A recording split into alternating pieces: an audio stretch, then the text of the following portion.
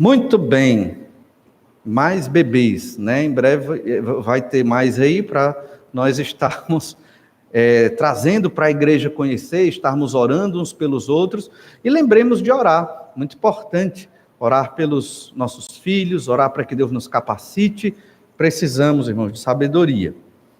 Mas pensando em Romanos, os sofrimentos não podem nos afastar de Deus. Essa é a ideia desse texto. Romanos 8, do verso 31 ao 39. Os sofrimentos não podem nos afastar de Deus.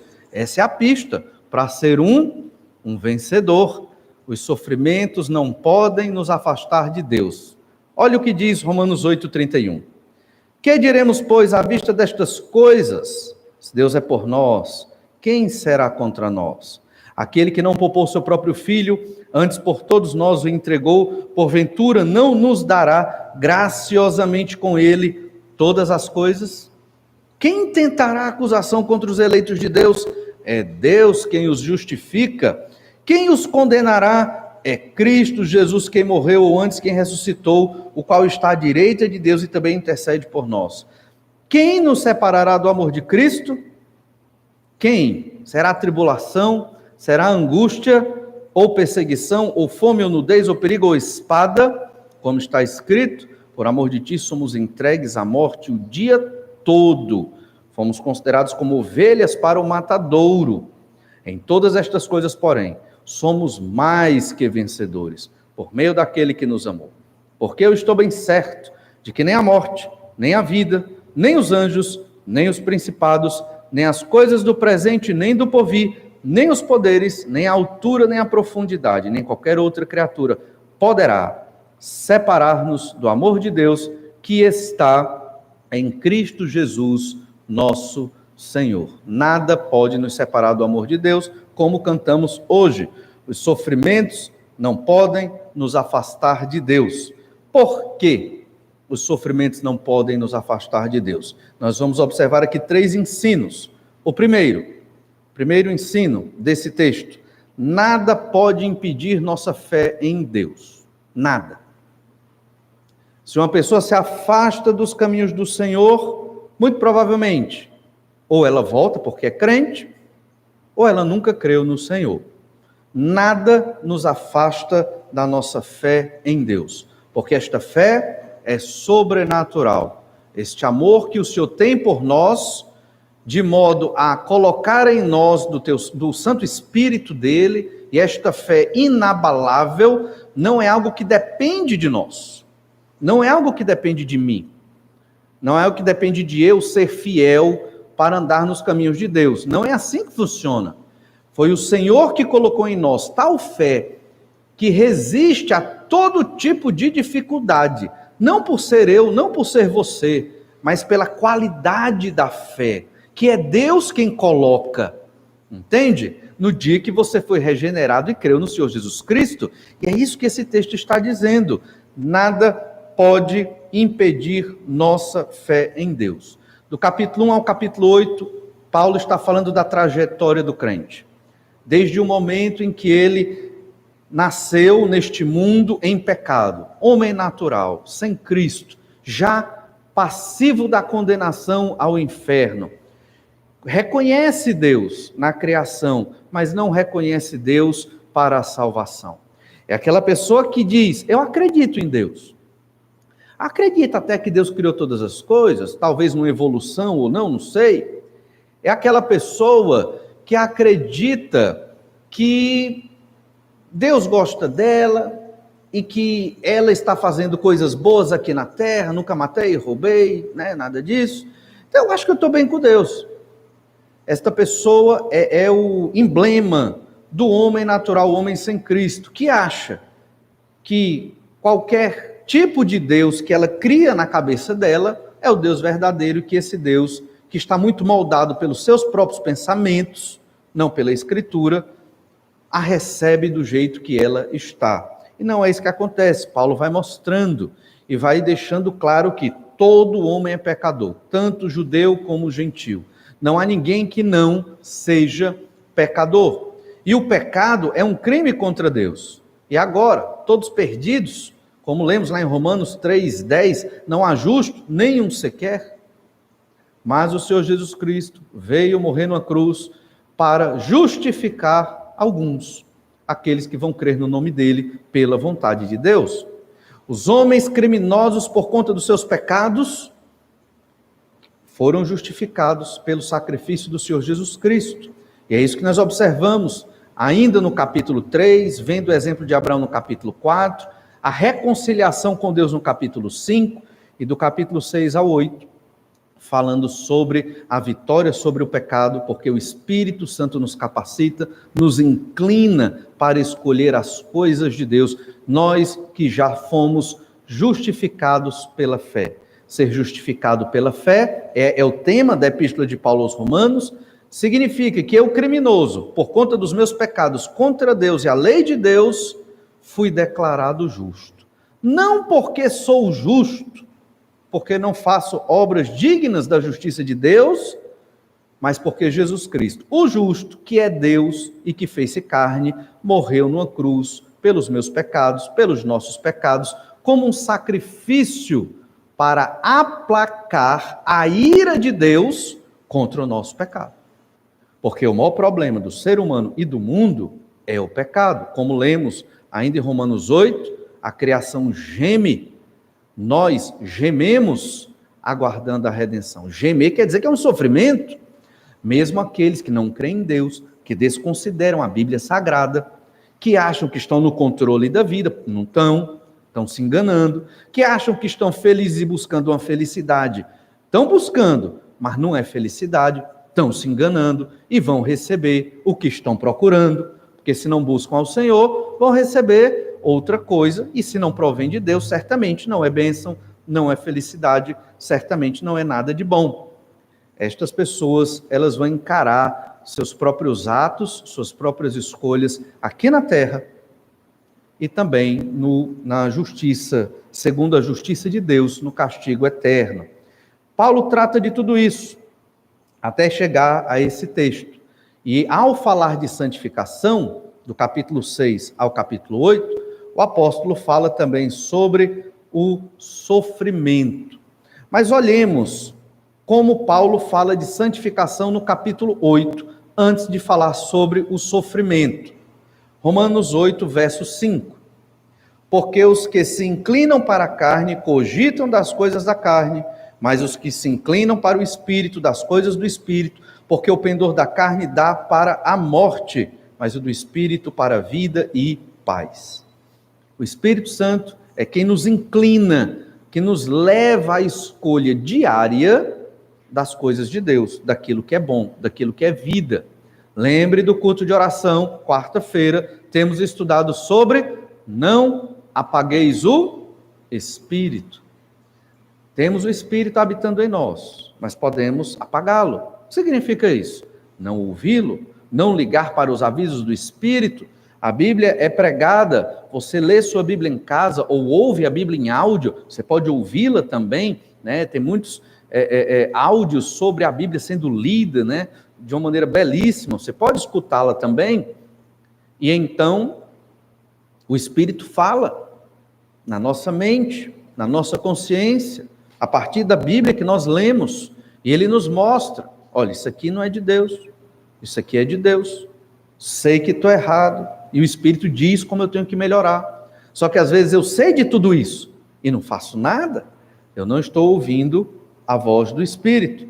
Olha Romanos 8:9, vós porém não estáis na carne, mas no Espírito, se de fato o Espírito de Deus habita em vós. Se alguém não tem o Espírito de Cristo, esse tal não é dele. Então, todo crente tem o Espírito de Cristo, que é o Espírito Santo. E é o Espírito Santo que nos move a ter uma vida que agrada a Deus.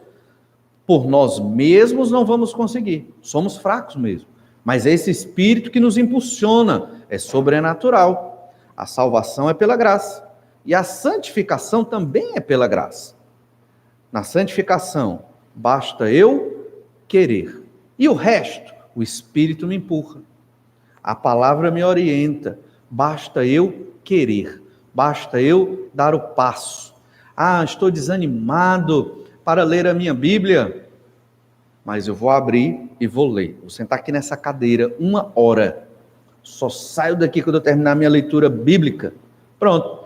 Ah, mas e vale? Não tem que sentir algo, né? A emoção vem depois. Primeiro vem a devoção, para depois virar emoção. Se a emoção vem primeiro, não foi isso que Jesus ensinou.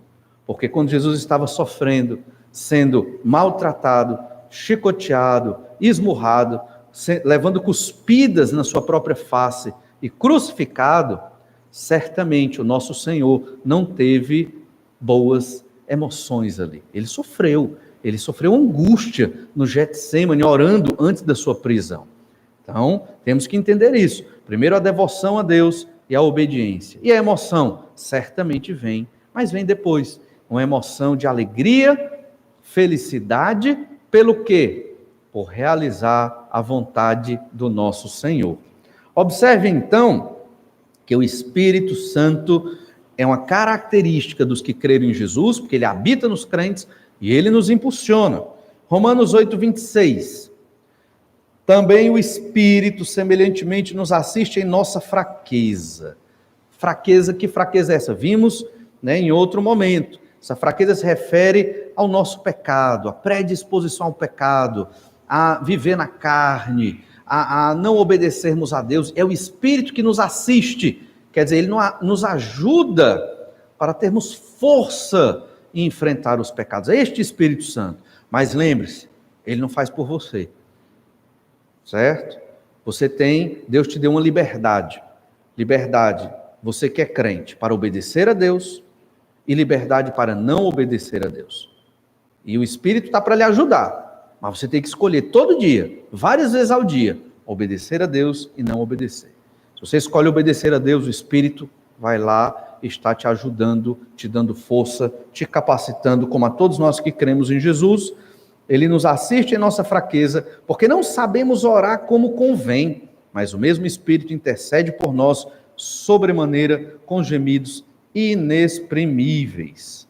Veja então como o Espírito age em nossas vidas neste processo de santificação. Confiando no Espírito Santo, certamente nós obteremos sucesso em agradar a Deus. Não seremos perfeitos, não seremos impecáveis no sentido específico da palavra, pessoas sem pecado, impossível, mas certamente teremos comunhão e agradaremos o Senhor nosso Deus.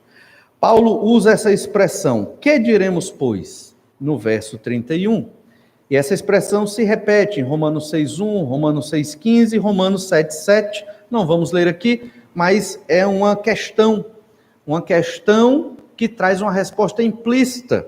Que diremos, pois, à vista destas coisas? Como nós vamos reagir diante destas coisas? Que coisas são essas que Paulo está tratando? Essas coisas se referem ao que ele acabou de abordar nos versículos anteriores, é óbvio. E o que foi tratado do verso 18 até o verso 30? Paulo tratou sobre sofrimento. Esse período, primeiro século, era um período que ninguém queria ser cristão. Ninguém queria seguir Jesus. Era um período que ser cristão era ruim, socialmente falando. Quem era cristão era perseguido. Se fosse judeu, era perseguido duplamente, pelos judeus e pelos romanos. E se fosse gentil, era perseguido pelos romanos. Então não era algo confortável ser um crente, um cristão, no primeiro século. Envolvia sofrimento. Várias epístolas tratam sobre o sofrimento do cristão. Jesus tratou disso nos evangelhos também, mas este sofrimento que nós lemos no Novo Testamento é diferente do nosso. E nós temos que fazer essa diferença, porque era um sofrimento muito mais grave. Era um sofrimento que envolvia prisão, morte, crucificação, por ser cristão, por declarar o nome de Jesus Cristo como seu Deus. Existia no primeiro século o culto ao imperador. Haviam estátuas do imperador romano vigente e todos do império tinham que se prostrar e adorar o imperador. Os cristãos não faziam isso. E eram mortos porque não se prostravam diante da estátua, da imagem, do ídolo do imperador romano, que queria ser um deus, uma divindade ali. Hoje, século 21, ser evangélico tornou-se até moda, tornou-se até um estilo de vida. Tem vários tipos de evangélicos por aí, de toda sorte. Evangélico que é crente e evangélico que não tem nada a ver com o evangelho, mas se diz evangélico e em umas igrejas extremamente distintas e diferentes do que diz a Escritura. Então, nem todo evangélico realmente é crente no Senhor Jesus Cristo, e nós devemos ter isso em conta. O que é que eu quero dizer com isso? É que não tem sofrimento hoje. O nosso sofrimento não é por perseguição. O nosso sofrimento é contra uma cultura do pacifismo, digamos assim, pacífica, ou talvez uma cultura apática dentro do meio evangélico, do meio cristão, onde os cristãos não mais estão testemunhando, falando da mensagem de salvação, rompendo certas questões que existem na sociedade com a palavra do Senhor. Estamos muito acomodados, achando que a vida cristã é só vir domingo para a igreja. E não é. A vida cristã é muito mais do que isso. Aqui é um momento maravilhoso, momento de comunhão, de adoração ao Senhor, entoar cânticos a Deus, agradecendo por tudo que Deus fez, faz e fará ainda por nós. Aqui é o momento de recarregar as baterias uns com os outros. Pena que é um momento tão curto, tão rápido, termina, temos que muitas vezes ir para casa, é o jeito, é a vida, tem trabalho amanhã, e a gente entende, é o ônus da vida moderna, digamos assim, mas o fato é que nós não temos tantos sofrimentos como tinham os irmãos do primeiro século. Os nossos sofrimentos são muitas vezes nossos problemas pessoais, familiares, financeiros, de saúde, são sofrimentos, não podemos descartar isso. E mesmo com tais sofrimentos, nós temos que aprender a continuar perseverando e sendo fiéis ao Senhor Jesus Cristo. Esse texto nos fala exatamente disso. Que diremos, pois, à vista dos nossos sofrimentos? O que é que eu vou responder quando eu estou sofrendo? Né? Romanos 8,18 diz assim: porque para mim, tenho por certo, que os sofrimentos do tempo presente não podem ser comparados com a glória a ser revelada em nós.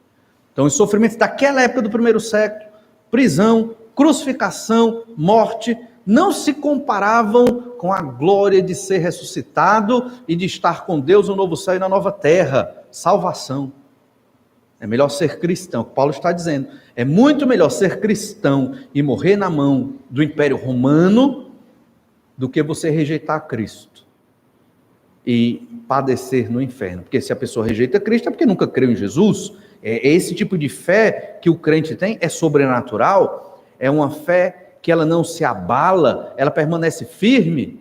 Não estou dizendo que nós não ficamos tristes, ficamos. Não estou dizendo que nós não sofremos, sofremos. E às vezes ficamos abatidos, isso é natural. Paulo falou isso em 2 Coríntios. No entanto, é uma fé que persevera, é uma fé que não desiste, é uma fé que batalha. O crente não é aquele que deixa sua fé de lado quando passa pelos sofrimentos. O crente é aquele que se aproxima mais de Deus no meio do sofrimento. E é o que Paulo está dizendo. Romanos 8,22, lemos também sobre o sofrimento, porque sabemos que toda a criação a um só tempo geme e suporta angústias até agora, e não somente ela, mas também nós, que temos as primícias do Espírito igualmente, gememos em nosso íntimo, aguardando a adoção de filhos, a redenção do nosso corpo. Gemer. Gememos por quê? Por causa dos efeitos do pecado, do nosso pecado, porque fazemos coisas que nem queremos fazer. Às vezes maltratamos uma pessoa que não queremos maltratar, mas o pecado em nós é tão forte que não temos o controle pleno e acabamos cometendo erros, infelizmente, mas temos que nos arrepender, pedir perdão, voltar a um bom relacionamento, porque essa é a vontade de Deus. Gememos, sofremos no nosso íntimo por causa dos nossos pecados, por causa dos pecados dos outros na sociedade ao nosso redor. Perceba então que Paulo está tratando de santificação no meio de sofrimentos. Isso é muito importante. E muitas vezes Deus manda sofrimentos para que nós aprendamos a nos santificar e depender de Deus. Quando vier um sofrimento, acenda a luz aí na sua mente. O Espírito vai te alertar. Excelente oportunidade. Oportunidade para conhecer mais a Deus. Excelente oportunidade para depender do Senhor. Excelente oportunidade para buscar as bênçãos do Senhor nosso Deus no tempo que Deus quer. Aprender a esperar. Deus quer que eu espere. Vou esperar. Estou orando, está demorando, dói. Mas Deus quer que eu aprenda a perseverar. Vou aprender a perseverar. Nós, na modernidade em que vivemos, não gostamos de esperar. Somos imediatistas. Queremos resolver os nossos problemas hoje, agora. Mas Deus não é assim. Deus resolve quando Ele quer, principalmente quando Ele permite a situação difícil chegando à nossa vida. O Senhor, Ele observa mais o nosso relacionamento com Ele do que as circunstâncias difíceis ao nosso redor. Às vezes somos nós mesmos que causamos os nossos próprios problemas, mas certamente Deus permitiu e deixou. Por quê? Porque Deus quer que nós aprendamos. Não entendemos tudo que envolve, obviamente, as decisões do Senhor. Não tem como entender tudo, mas certamente sabemos que o Senhor quer o nosso bem. Tudo coopera para o bem daqueles que amam ao Senhor, e lemos isso agora, há pouco tempo, no verso 28. Veja então que Paulo trata de santificação, Paulo trata de sofrimento, e agora ele quer mostrar que não existe sofrimento nesta terra, e nem em qualquer outra realidade espiritual, que tenha força para nos separar do nosso amor pelo Senhor Jesus Cristo. Nada. Porque a fé que Deus colocou em nós, ela é sobrenatural e ela supera todos os desafios. Não estou falando de desafios no sentido de aumentar o meu patrimônio, ou de conseguir prosperidade no trabalho, ou de realizar sonhos de consumo. Não é esse tipo de desafio, não. Mas é o desafio de permanecer fiel ao Senhor, testemunhando do amor de Cristo, apesar das perseguições, das dificuldades, dos problemas e do sofrimento. Essa é a resposta bíblica para o sofrimento. Nós observamos aqui 5 questões que são apresentadas nesse texto que estamos lendo. Já lemos a primeira. Que diremos, pois, à vista destas coisas? E aqui possui a seguinte resposta. A resposta ela está embutida, ela é pressuposta, é o que a gente chama de pergunta retórica. É uma pergunta que quando a pessoa lê, ela já sabe a resposta. Não há pessoa alguma e nada que possa prejudicar aqueles que Deus conheceu de antemão, predestinou, chamou, justificou e glorificou. Ninguém pode mexer conosco, nada pode nos prejudicar, exceto que Deus permita, porque nós somos propriedade do Senhor, entende? Até os sofrimentos, quando chegam a nós, é Deus agindo na nossa vida, é Deus trabalhando conosco, é Deus nos lapidando e preparando num processo de santificação. Se a pergunta fosse, quem será contra nós? A resposta seria simples, Romanos 8,35, a lista, uma série de inimigos que nós possuímos aqui. A ênfase na pergunta está no se. Se Deus é por nós, que é a resposta aqui, que diremos, pois, à vista destas coisas? Se Deus é por nós, quem será contra nós? Ninguém, nada. E Deus é por nós? Acabamos de ler em Romanos 8,28, podemos ler de novo. Sabemos que todas as coisas cooperam para o bem daqueles que amam a Deus, daqueles que são chamados segundo o seu propósito. Esse versículo diz que Deus é por nós. O favor de Deus está sobre nós. Por quê? Fomos justificados por fé. Não porque somos bons, não porque somos religiosos, não porque somos batistas, não porque somos bons cidadãos ou temos uma ética elogiável. Não por isso, mas porque Jesus morreu numa cruz pelos nossos pecados. Graça de Deus na nossa vida. Junto disso, tem o favor de Deus. Ele é por mim, ele é por você. Não temos a necessidade de ter medo. Não temos a necessidade de andar ansiosos. Não temos a necessidade de sofrer angustiados com os problemas dessa vida. Sofremos porque, infelizmente, ainda somos pecadores. Mas nós temos tudo dado por Deus para superar essas questões, esses problemas, estes sofrimentos e viver de modo que agrada a Deus. Não conseguimos ainda plenamente por causa do nosso próprio pecado, mas num processo de santificação, conhecendo cada vez mais o Senhor nosso Deus, nas disciplinas espirituais, lendo a palavra e compreendendo, orando a Deus, tendo vida devocional, pregando o evangelho, fazendo a obra missionária, adorando aqui nos cultos e nos nossos lares, certamente vamos sendo fortalecidos para vencer estas dificuldades. Esse texto, às vezes, é muito mal explorado por pregadores coaching, né? Ou por esse tipo de teologia da prosperidade, mas, na verdade, Deus é por nós, Deus está a nosso favor. E esse mesmo Deus que está a nosso favor permite que os sofrimentos cheguem. A igreja era perseguida aqui, e o conforto de Paulo era esse.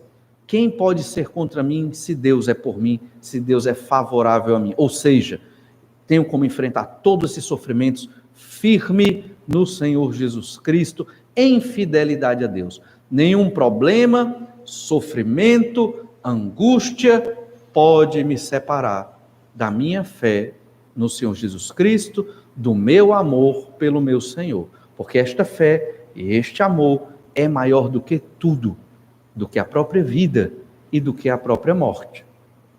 Deus, nem sempre, ele é favorável aos seres humanos. E alguns exemplos no Antigo Testamento observamos como Deus não foi favorável a certas pessoas e povos.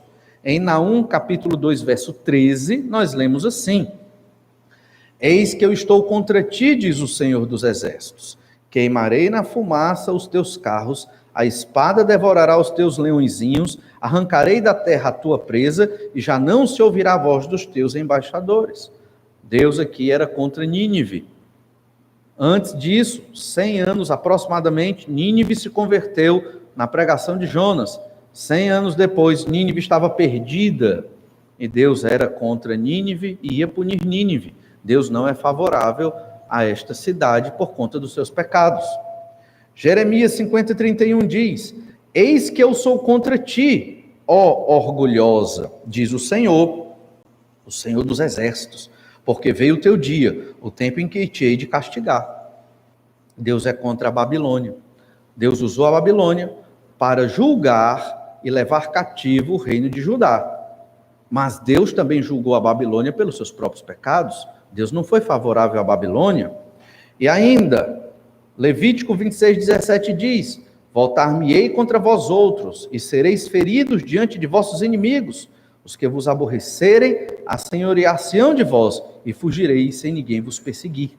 Isso vai ainda, continua nos versículos subsequentes: Deus é contra Israel, se Israel não obedecer à lei do Senhor.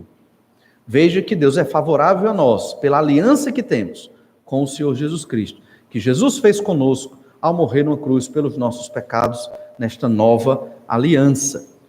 Mas tem alguns que Deus não é favorável. Aqueles que não fazem parte desta aliança, aqueles que não creram no Senhor Jesus Cristo, não estão debaixo do favor de Deus. Em outras palavras, estão por conta própria. Estes que não creram em Jesus, que não se arrependeram dos seus pecados, esses têm que ter medo. Esses têm que estar preocupados. Esses devem perder o sono.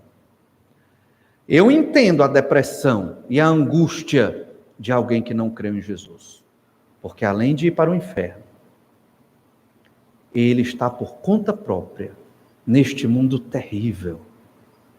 Deus não é por ele. Deus não é por ele. Ele tem que se virar. Ele não tem Deus cuidando. Não tem um Espírito intercedendo. não tem Jesus todos os dias com ele. Está sozinho. Busca ajuda numa religião ali, numa religião aqui, num conhecimento filosófico, nas drogas lícitas, nas drogas ilícitas, nos prazeres que este mundo terrível oferece, tentando anestesiar sua consciência, porque no fundo sabe, eu estou só, eu estou perdido, mas ao mesmo tempo que reconhece isso, o orgulho é tão grande do homem sem Cristo, do homem pecador, que ele não se dobra diante da graça do Senhor. Essa é a dinâmica daquele que não tem Cristo como Senhor e Salvador. E é muito sofrimento, é terrível. Este eu entendo, que vive uma vida miserável e desgraçada, achando que nesta terra vai ter felicidade. É completa ilusão. E o nosso desejo é que todos aqueles que não creram em Jesus, creiam, se arrependam dos seus pecados e entendam, pela graça de Deus, que só o Senhor Jesus Cristo é que nos conduz a Deus e que só através dele é que temos felicidade, até no meio de terríveis sofrimentos, como os que esses irmãos enfrentavam, sofrimento de ir para a cruz, de serem presos, de perderem a própria vida, mas estar com Cristo é incomparavelmente melhor. Olha Romanos 8:32, aquele que não poupou o seu próprio filho, antes por todos nós o entregou, porventura não nos dará graciosamente com ele todas as coisas? E aqui é um argumento fantástico, é um argumento chamado do maior para o menor. O bem mais precioso que Deus tinha, ele entregou por nós. Jesus Cristo, seu Filho. A pessoa que ele mais amava e ama é o Filho e o Espírito Santo. Deus não era obrigado a enviar Jesus para morrer numa cruz pelos nossos pecados. Porque quando Deus criou tudo, e criou o homem e a mulher lá no jardim do Éden, e colocou a árvore do conhecimento do bem e do mal ali, e colocou uma lei, pronto, Deus preparou tudo. O homem é responsável, porque é livre para escolher. E ele escolheu o pecado e o mal ao comer daquele fruto e desobedecer à lei de Deus. A única lei, e tão simples esta lei que Deus deu. E o pecado corrompeu e acabou com o ser humano, e é o que destrói o homem até hoje. Deus não era obrigado a enviar Jesus para morrer na cruz pelos nossos pecados. Ele não era obrigado. Ele o fez por amor. Amor total, completo e desinteressado. Você não encontra amor desinteressado no mundo terreno. Não existe. Todos nós temos interesses. Somos pecadores e sempre temos interesses. Depois da nossa conversão, nós estamos tentando aprender a amar como Jesus nos amou. Tentando. Sejamos honestos. Não conseguimos amar plenamente como Jesus nos amou. Sempre temos algum tipo de interesse, mas o nosso desejo é amar desinteressadamente. É o amor de Deus por nós. Esse é o amor do Senhor. Não temos nada para devolver para Deus. Irmãos, este culto que prestamos a Deus, a gente tem que prestar um culto até com vergonha. Até com vergonha. O culto é um misto de alegria e de tristeza. De alegria porque estamos diante do Senhor, do trono da graça de Deus, adorando a Deus. Deus nos recebe e recebe a nossa adoração. Mas também é um momento de tristeza porque é tão pequeno em relação a quem é Deus, o Criador, o sustentador de todas as coisas. Não é verdade? Então, sempre que nós formos prestar um culto ao Senhor, nós temos que chegar com essa atitude de adoração. Nós temos que adorar a Deus, porque Deus é grande, estamos aqui para isso, e é uma enorme alegria. Mas, ao mesmo tempo, Senhor, que vergonha. Como somos despreparados para prestar um culto de adoração ao Senhor. Não temos o que oferecer para Deus. A nossa vida é pouco para pagar o amor de Deus por nós e a nossa salvação. É um amor completo, desinteressado, é graça, graça pura. E por que Deus enviou Jesus para morrer numa cruz por nós? Porque Ele quis nos amar. E é o que Paulo está dizendo no verso 32. Se Deus não poupou o seu próprio Filho, que é o maior bem que o Senhor tem, porque é Deus, como o Pai é Deus, como o Espírito Santo é Deus, Ele não poupará nada em nosso favor. Então, quando você estiver sendo perseguido pelo Império Romano, quando você estiver sendo perseguido pelos judeus ali que não creram em Jesus, saiba que o Senhor é por você. É o que Paulo está dizendo. Não tema, confie, Ele vai te sustentar. Se Ele enviou Jesus e deu Jesus por você, Ele não vai poupar nenhum recurso por você. Por conta disso, esteja pronto para sofrer por Jesus, porque Ele fez tudo por você. Deus é por nós, até no meio dos sofrimentos. Sabemos que os apóstolos, outrora medrosos, eles todos morreram martirizados, exceto João, né, que provavelmente morreu de morte natural. Tentaram matar João, mas não conseguiram. Então botaram lá na ilha de Patmos para ele morrer ali, e foi lá que ele teve as revelações do Apocalipse. Mas os outros apóstolos morreram martirizados, ou crucificados ou decapitados. Foi terrível. E por que Deus permitiu isso? Por quê? Para nós aprendermos que amar a Jesus é mais importante do que a nossa própria vida. É nesse ponto que nós devemos amar a Jesus. Amar a Jesus, amar a Deus, tem que ser mais importante do que a minha própria vida. Estamos nos santificando, dia após dia, e lendo a nossa Bíblia, e orando, e estando na igreja, e amando uns aos outros, para aprendermos isto, para chegarmos neste ponto em que um dia nós vamos amar mais a Deus do que a nossa própria existência. Não estou dizendo que é fácil, mas é para isso que estes versículos foram registrados aqui, para permanecermos firmes em Jesus, mesmo no meio do sofrimento. Ele que não poupou seu próprio Filho, antes por todos nós o entregou, porventura não nos dará graciosamente com ele todas as coisas? Certamente, é claro que ele dará. É claro que Deus não rejeitará nada em nosso favor. Mas apesar disso, Deus permite que passemos por sofrimentos. Lembre-se mais uma vez de Romanos 8, 28. Sabemos que todas as coisas cooperam para o bem daqueles que amam a Deus, daqueles que são chamados segundo o seu propósito. Ao mesmo tempo que Deus permite o nosso sofrimento, o favor de Deus está por nós. E o que é que nós devemos fazer? Permanecer firmes, porque a fé que existe em nós, ela é sobrenatural. Não estamos brincando de ser religiosos, ou não estamos passando uma chuva, numa igreja evangélica. Estamos empenhados em realizar a obra de Deus na terra, testemunhando do Senhor, de tudo que Ele fez por nós.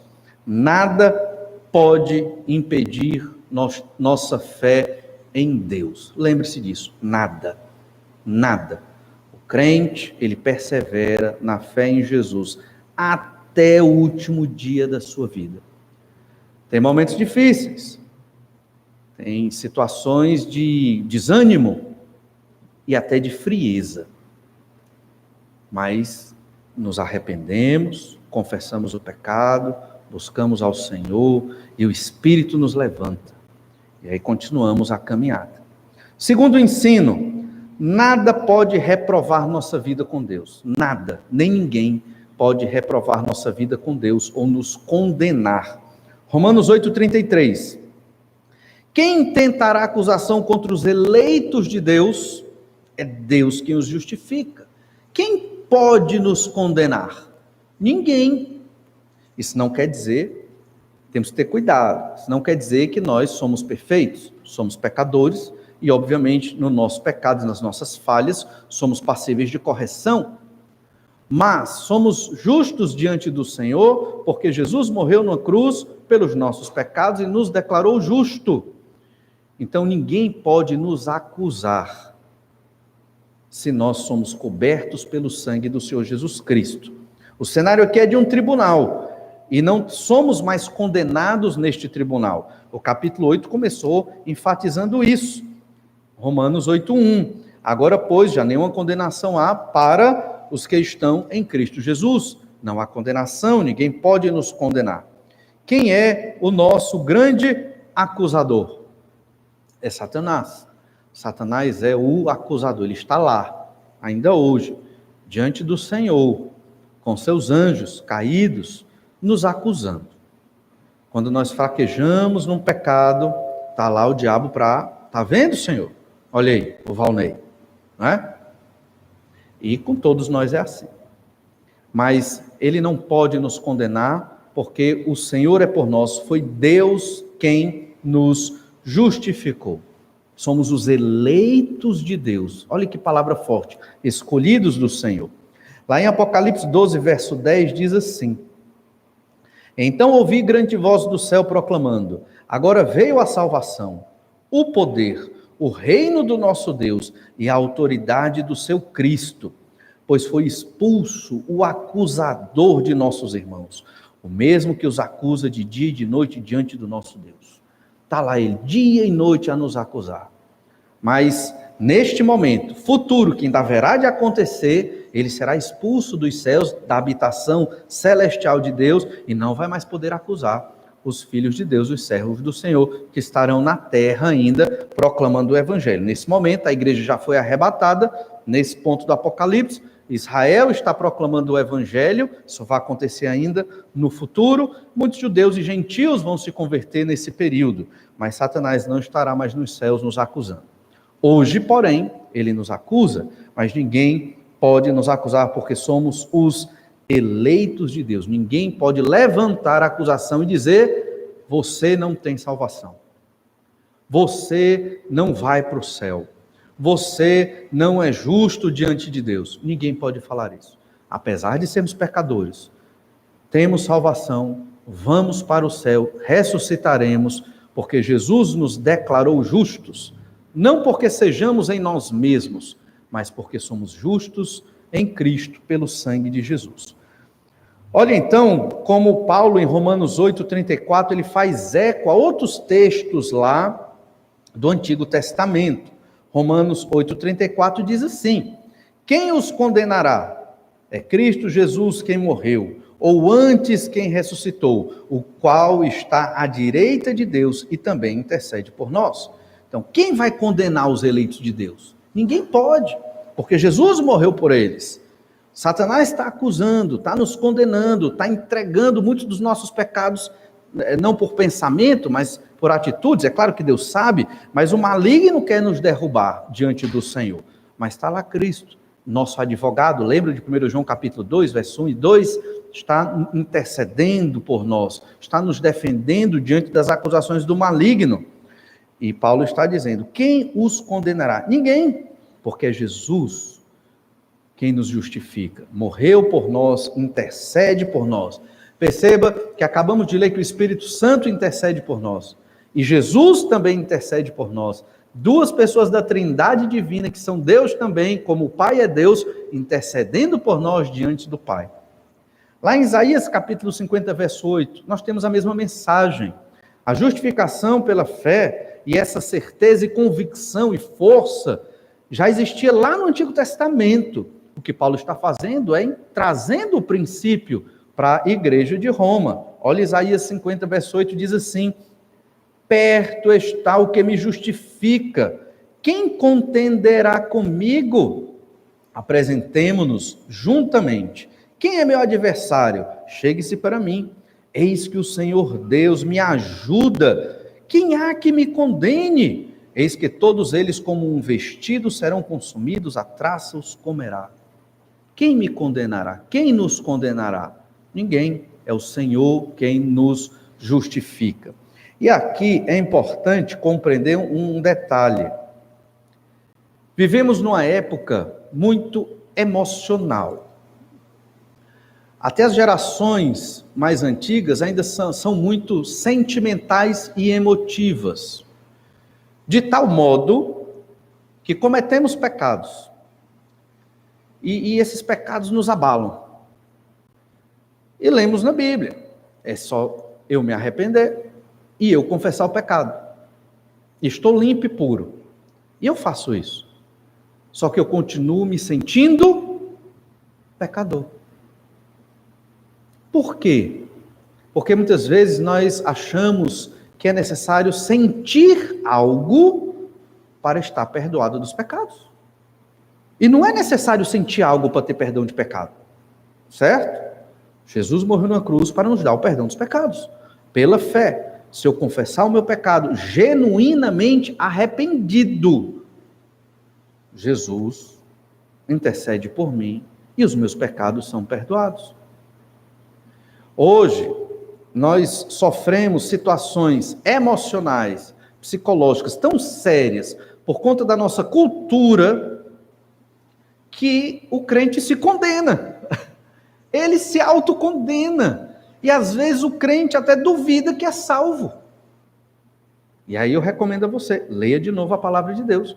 Leia esses textos e veja a objetividade da Bíblia. Se você se arrependeu do pecado, confessou Jesus como seu Senhor e Salvador, crendo que Ele ressuscitou dos mortos, você é salvo. Está na Bíblia. É simples. Romanos 10, 9 e 10, texto muito claro sobre isso, e vários outros versículos da Escritura, como nós temos observado aqui. Então você não precisa sentir, você precisa se arrepender do pecado. E arrependimento não é emoção? Não. O que é arrependimento? É rejeitar o pecado. Não quero mais o pecado. Vou mortificar a carne, porque eu rejeito esse meu pecado, não quero mais cair nesse pecado, e vou viver numa disciplina severa para que eu não cometa mais esse pecado. É o arrependimento, é o ódio pelo pecado. Pequei porque é da natureza, mas eu não quero, e então eu me arrependo, confesso e volto a obedecer ao Senhor. Temos que entender esse versículo. Quem os condenará? Se Jesus morreu por nós, nós cremos em Jesus, nem nós podemos nos condenar na nossa mente emotiva, na nossa mente, às vezes psicologicamente cheia dos ensinamentos, ou do costume, ou às vezes da criação familiar, ou de uma série de fatores desse mundo. Entende? É algo subjetivo e espiritual? É, mas é objetivo também. O que é objetivo? É real. É real. O perdão de pecados é real. Irmãos, carregar a culpa de pecado é terrível. Carregar a culpa de pecado é o que nos esmaga, é o que nos deprime, é o que nos deixa triste, é o que faz um crente esfriar, é o que desmotiva, é o que nos faz duvidar até da nossa salvação. É quando nós temos pecados aqui e no coração que ninguém vê. E vamos carregando, ano após ano, 10 anos. Faça um exercício, chegar no final do ano, reflita na sua vida. Não precisa ser no fim do ano, é só uma sugestão, pode ser amanhã, mas chegar no final do ano, reflita. Quantos pecados eu venci aqui? Ou que pecados eu descobri que tenho e nem sabia que tinha, e que eu preciso vencer e lutar contra eles.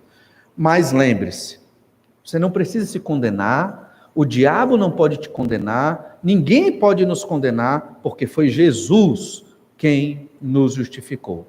É Cristo Jesus quem morreu, ou antes quem ressuscitou, o qual está à direita de Deus e também intercede por nós. Veja os motivos para não sermos condenados.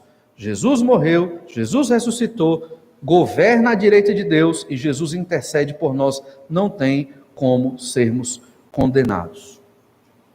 Ninguém pode nos condenar por causa do Senhor Jesus Cristo. Tem vários textos em Romanos que nós lemos sobre isso, como Romanos 8:1, que acabamos de ler, Romanos 8:3 também, Gálatas 3:13, todos os textos claramente mostram que não somos condenados. Ou seja, somos justos, não porque merecemos, ainda pecadores, mas declarados justos, porque Jesus morreu por nós. Isso nos dá segurança e certeza de quem nós somos e para onde nós vamos.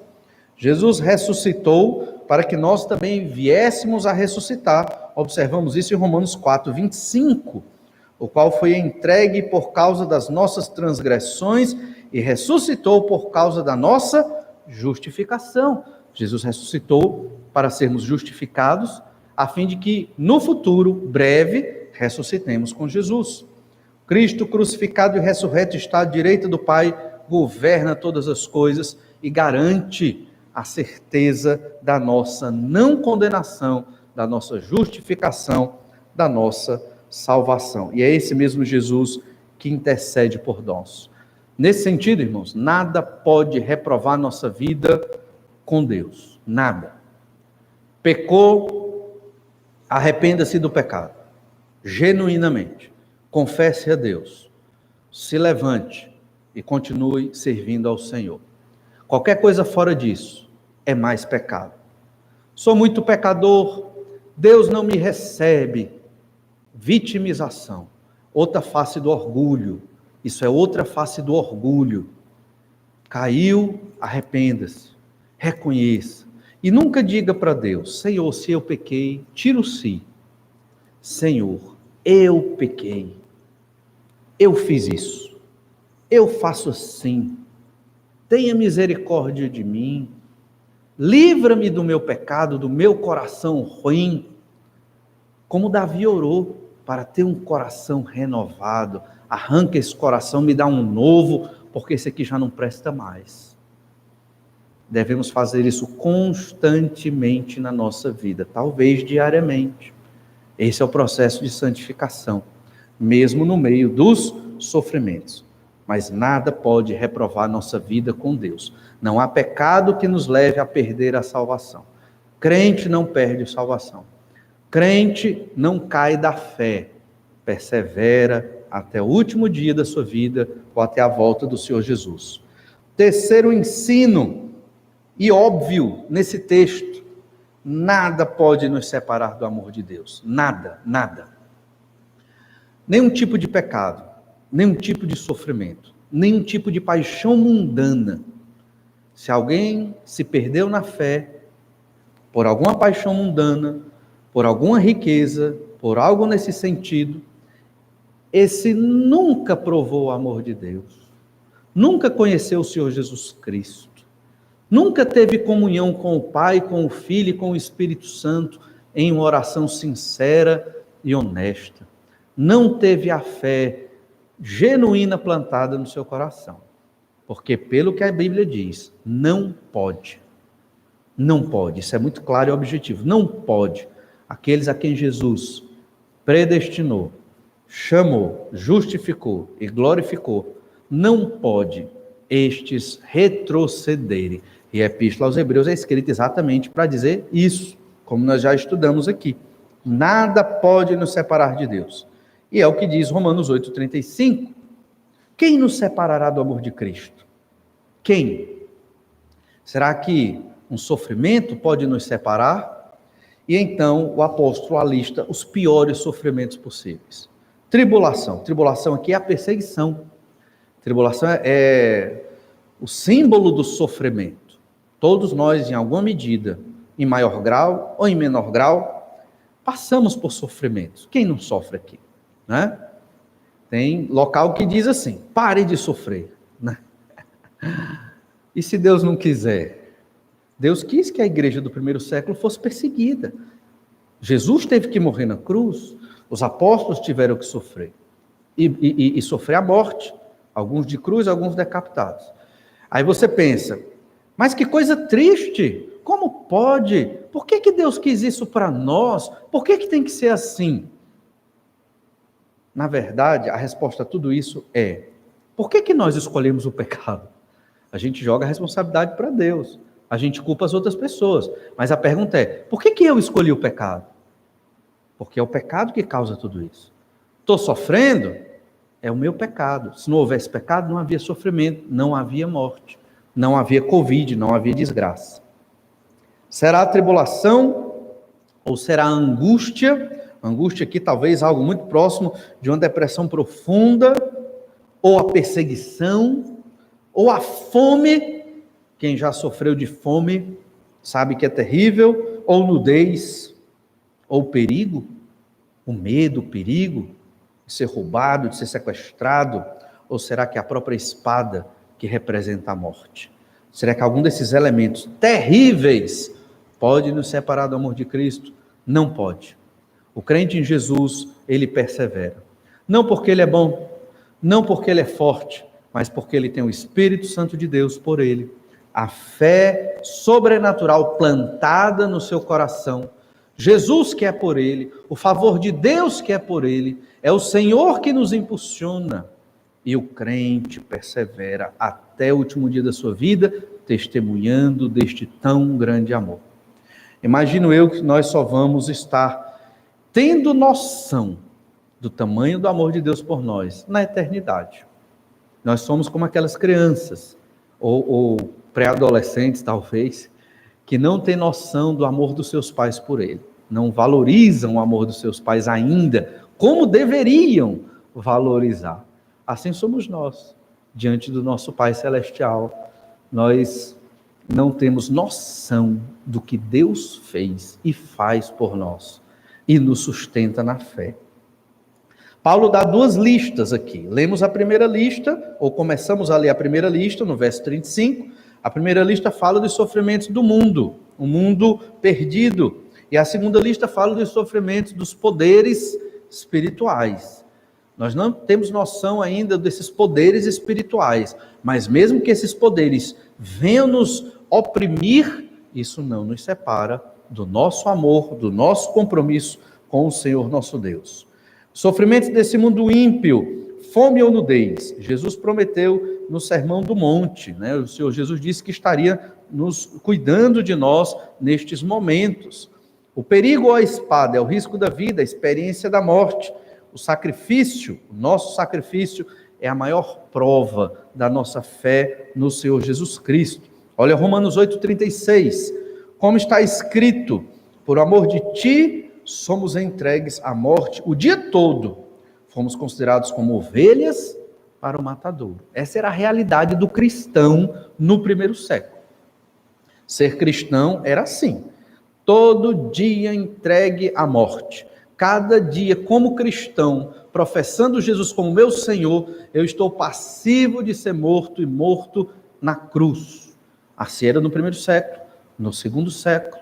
No terceiro século mudou, por causa do imperador, que se tornou mais cristão marromeno, mais um tipo de cristão ali, e a perseguição acabou quando o paganismo romano se misturou com o cristianismo e deu origem ao que a gente tem hoje, né, a Igreja Católica Apostólica Romana, que não é cristianismo, que não é a Igreja de Roma como nós estamos estudando aqui. Perceba então, somos ovelhas para o matador. Nossa realidade hoje é outra. Nós não passamos fome, não passamos nudez, graças a Deus por isso. Não sofremos perseguição, não sofremos essas tribulações terríveis. Mas a nossa pequena tribulação, comparada com a desses irmãos aqui, parece que é grande para nós. E nós temos que aprender a não nos desmotivarmos, a não esfriarmos, a não nos vitimizarmos por causa dos sofrimentos do tempo presente. Temos que confiar no Senhor, Ele está a nosso favor, Ele cuida de nós, Ele nos fortalece. É isso que Paulo está dizendo aqui, nada pode nos separar do amor de Deus, nada, do amor de Cristo, nenhum sofrimento, nenhum problema, nenhuma dificuldade, essa é uma certeza que temos em Cristo Jesus. Olhe Romanos 8,17. Ora, se somos filhos, somos também herdeiros, herdeiros de Deus e co-herdeiros com Cristo. Se com Ele sofremos, também com Ele seremos glorificados. O sofrimento era presente na vida do cristão. Se eu sofro com Cristo, eu serei glorificado com Cristo. E hoje sofremos com Cristo. Sofrimento, imagino eu, muito pequeno em relação a esses aqui, desses irmãos, mas seremos glorificados com o nosso Senhor. Romanos 8, 38 e 39 vai falar de outra lista, a lista dos poderes espirituais contra nós, porque eu estou bem certo que nem a morte, veja bem, nem a morte, e aqui o apóstolo, eu acredito que ele exagera, nem a vida, mas a vida é algo ruim? Não, mas nem morte nem vida, nada, nada que nós não dominamos a nossa vida, nem dominamos a nossa morte, né? Nós não sabemos, não programamos, vou nascer tal dia, eu quero escolher meus pais, eu quero aquele camarada e aquela senhora para ser meus pais. Não tem, eu não domino isso, né? Então essas entidades, digamos assim, que estão fora do nosso domínio, nem elas podem interromper o nosso amor, o nosso relacionamento com o nosso Senhor. Nem a morte, nem a vida, nem os anjos. Obviamente que os anjos caídos, o crente não pode ser possuído por um demônio, mas pode ser oprimido. Os demônios oprimem. Nem os demônios, nem os principados, que são os poderes espirituais desse mundo dos demônios, nem as coisas do presente, de hoje, nem as do futuro que virão, nem os poderes, quer sejam poderes militares, poderes políticos, poderes econômicos, nem os poderes, nem a altura, nem a profundidade. Aqui pensando em dimensões, né? Óbvio que aqui é uma linguagem muito figurada, né? O que é que a altura tem a ver com a minha vida com Deus? Mas nem a altura, nem a profundidade, nem as dimensões da existência dessa realidade, nem qualquer outra criatura, se é que existe outra criatura que não foi mencionada aqui, poderá separar-nos do amor de Deus. Nada. Do amor de Deus, que, onde está esse amor? Está em Cristo Jesus, nosso Senhor. Nada.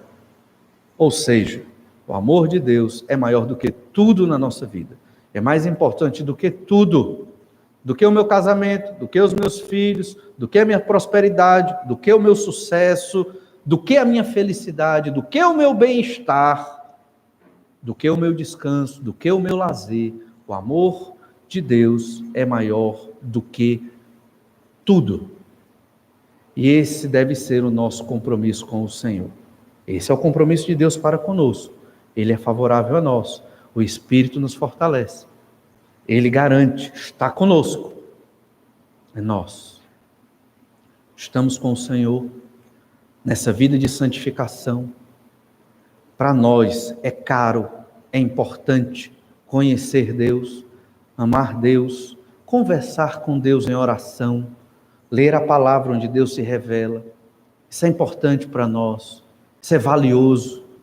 Se você vai investir tempo nisso. Se é valioso orar e conversar com Deus, você vai investir tempo. Se você ama Deus, você vai ler a revelação de Deus. Você vai falar desse Deus para as pessoas. Se realmente você está comprometido nesta aliança com o Senhor, o amor de Deus é maior do que tudo e nada vai poder te separar desse amor, nem o sofrimento. Você vai perseverar neste amor, em fidelidade, mesmo sendo pecador. Mas vai perseverar até o último dia da sua vida, porque este amor é maior do que tudo. E pulamos propositadamente Romanos 8,37, que diz: em todas estas coisas, porém, somos mais que vencedores por meio daquele que nos amou. Quer ser vitorioso? Ser vitorioso é amar a Deus no meio de toda e qualquer dificuldade. Ser vitorioso é ter certeza de salvação, mesmo quando tudo vai ruim. Mesmo quando falta o alimento, ou a saúde, ou a segurança, ou a estabilidade. Ser vencedor é continuar amando a Deus, mesmo quando tudo diz o contrário. Como eu vou amar a Deus? O Império Romano prendeu minha esposa, matou meus filhos, estou sendo levado para a cruz. Como eu vou amar a Deus? É maior do que tudo. Os sofrimentos dessa realidade presente não se comparam ao que eu vou receber na glória após ser crucificado ali. Falando aqui, pensando no contexto dos irmãos daquela época, do primeiro século. Graças a Deus, não precisamos ser crucificados. Temos condição de amar a Deus com menos sofrimento. Mas ainda haverá, porque o mundo de pecado que geme está ao nosso redor. Isso é ser vencedor. O crente é vencedor, porque ele tem esta certeza de salvação. O crente é vencedor porque ele sabe que Deus está do lado dele.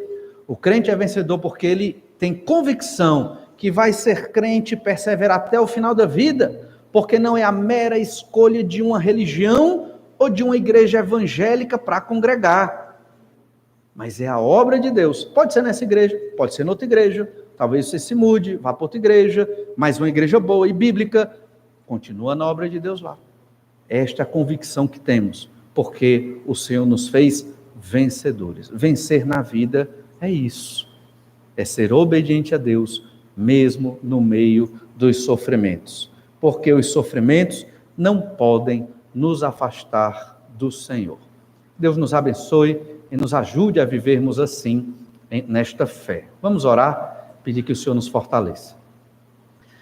Pai amado, só temos que te agradecer, porque ao ler a tua palavra, enxergamos o quanto o Senhor nos ama. E a nossa oração, Senhor, ela é muito simples. É pedir a ti que o Senhor nos ilumine com teu Santo Espírito, que o Senhor nos dê essa convicção no nosso coração, que não vivamos somente uma religião externa e vazia, como muitos evangélicos por aí, que sejamos comprometidos com o Senhor, não com os homens, mas com o Senhor. Pai amado, é só o Senhor quem pode nos transformar, basta nós querermos. Abençoa a tua igreja, cada um aqui, para que queira viver esta vida maravilhosa contigo, vida de vencedores na fé, apesar dos sofrimentos do tempo presente. É o que nós te pedimos, em nome de Jesus. Amém. Deus esteja abençoando você nesta semana. Você vai ter um momento agora no pós-lúdio para continuar orando a Deus. Deus abençoe e uma boa noite.